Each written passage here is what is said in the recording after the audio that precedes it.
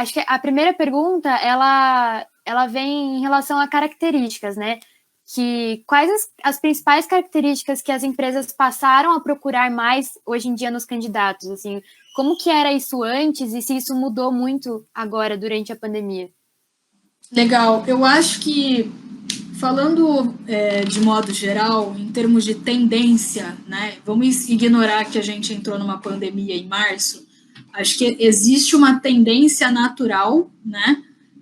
Para a gente trazer mais tecnologia, né? E aí tudo que envolva tecnologia são caminhos que as empresas, de modo geral, estão buscando, né? Então, vou dar alguns exemplos. Então, data science, que é... Agora a gente tem um outro problema diferente que a gente tinha. Antes a gente não tinha informações, né? Lembra da época antes da Google? Talvez vocês não sei qual era a idade de vocês. Eu cheguei à época, eu ia para a biblioteca estudar, que eu não tinha como achar informação sobre o conteúdo.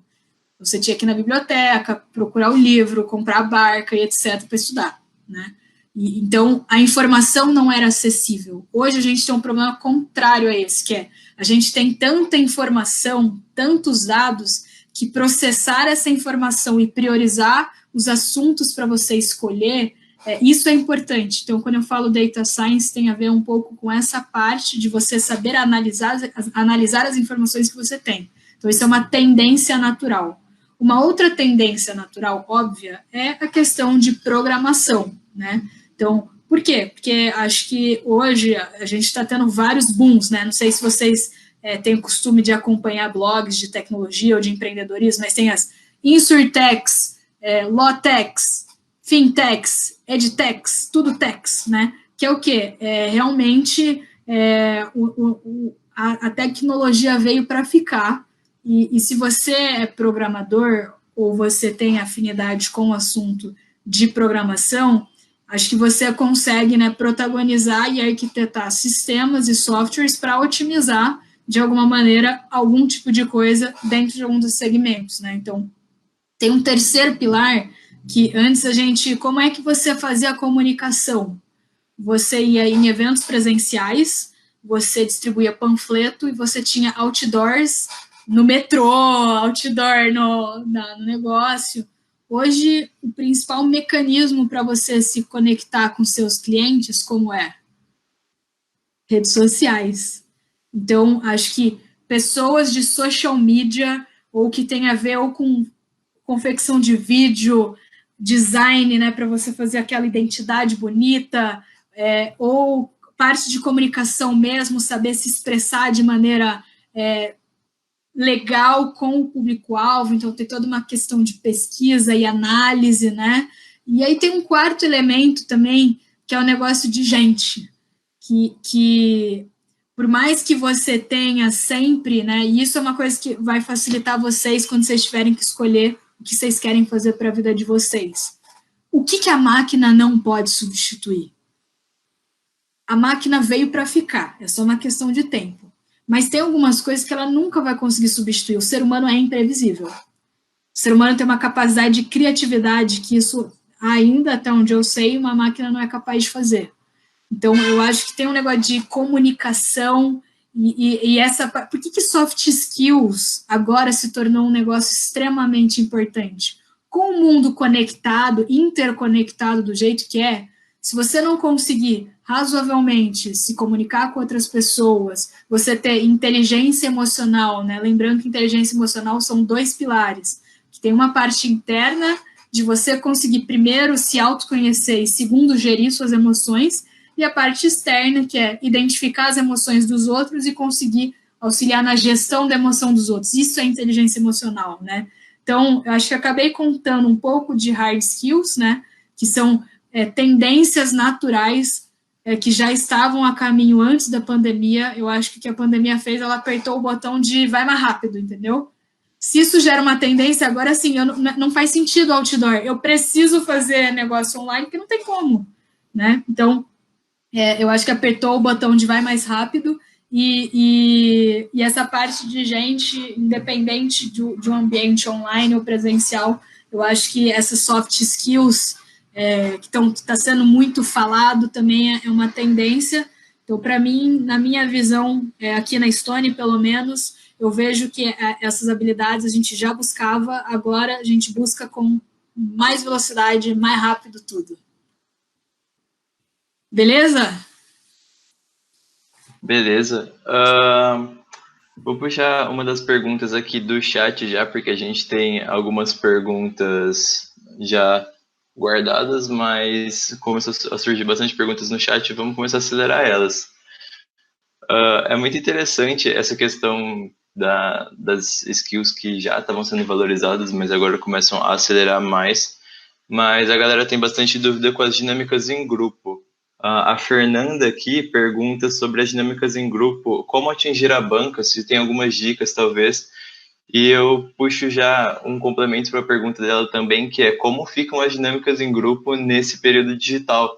Como que a gente vai adaptar isso e algumas dicas justamente para se adaptar ou para se sair melhor justamente nessa era de interação digital que a gente está tendo agora. Legal. Eu acho que, falando sobre dinâmica de grupo de modo geral, acho que tem algumas coisas que de novo, são soft skills, mas tem outras que são meio skills de treino mesmo, né? Então, acho que tem uma que é a capacidade de escuta, né? Então, assim, é importante falar, mas se você só falar, você é a pessoa afobada que precisa ficar quieto um pouco para ouvir. Então, assim, é importante ouvir. Então, eu só estou falando aqui dicas de recrutador, né? Como na ótica de recrutador. Eu acho que gente que fala demais é ruim, tá? Então, você precisa aprender a dosar a escuta com a fala, né? E aí isso vem o negócio que eu ia falar de treino. E como é que você faz isso? Aí tem uma coisa que é o seguinte, capacidade analítica. Então, a maioria das dinâmicas, ela envolve algum tipo de resolução de problema. Algum tipo de problema. Às vezes é um case técnico, que aí tem que fazer aqui a gestão de um negócio. A gente da Estônia, a gente gosta muito de pegar case técnico que tem a ver com gestão, né? Como é que você prioriza determinado assunto? Se você escolher esse, o que acontece com esse assunto, né? Então, a gente gosta mais de cases técnicos, mas, de novo, isso é resolução de problema, isso é treino, né?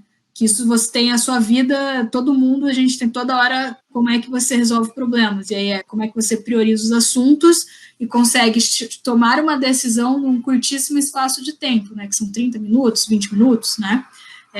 E aí o negócio de fala é o seguinte, né? Como é que você absorve, primeiro, né, as informações do case, as informações que as pessoas têm para agregar valor à proposta de resolução, e aí eu acho que tem aí um negócio que, se você conseguir fazer isso, é melhor, que é a capacidade de síntese, né? Que você só consegue fazer se você priorizar algumas coisas, porque o tempo é curto. Então, todo mundo acha que o negócio de dinâmica de grupo é falar rápido, falar mais. Não.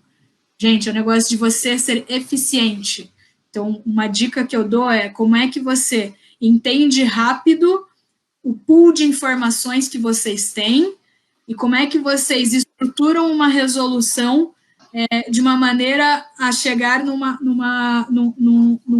modelo muito bom. Agora, o que vai acontecer? E eu falo que eu já vivi isso daí também já, antes de eu trabalhar aqui, eu fazia processo. O que vai acontecer? Sempre vai ter uma pessoa que não para de falar. E aí você fica com o negócio, putz, e agora? Como é que eu lido com isso, né? E eu acho que tem um negócio de conseguir ter educação para pedir para a pessoa parar de falar, entendeu?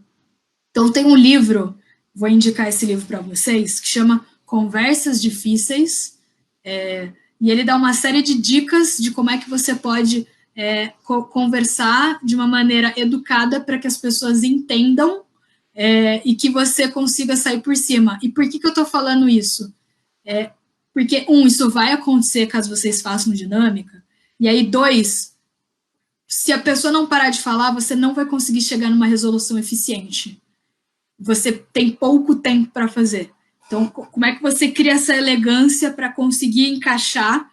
E aí, isso daí é um nível de inteligência social que é natural que os recrutadores vão perceber, ou o líder, né? Dependendo, aqui na Estônia, os líderes participam da dinâmica. Então, assim, acho que tem esse livro que eu acho que é legal, Tem outro livro que eu sugiro e indico para vocês, e isso não vale só para dinâmica de grupo, isso vale para a vida, tá? Tanto Conversa Difícil quanto esse outro que eu vou falar, que é o Negocie como se sua vida dependesse disso, do Chris Voss. O cara era um ex-agente do FBI que negociava com um terrorista, entendeu? Então, assim, se ele sabe negociar com terrorista, você tem que negociar um para resolver um case, acho que fica mais fácil, né? Então, acho que esses são 2 livros aí que eu indico bastante para qualquer resolução de dinâmica de grupo. E aí, falando em um ambiente online, eu confesso que é um momento novo que a gente está vivendo. Eu acho que as empresas ainda estão aprendendo e vendo como elas para fazer dinâmica de grupo, tá? Eu imagino, eu já participei de uma dinâmica de grupo online, mas assim, eu não me considero a pessoa mais sênior e apta para compartilhar com vocês tantas coisas, mas acho que, para mim, antes de mais nada, testar o microfone, testar a câmera,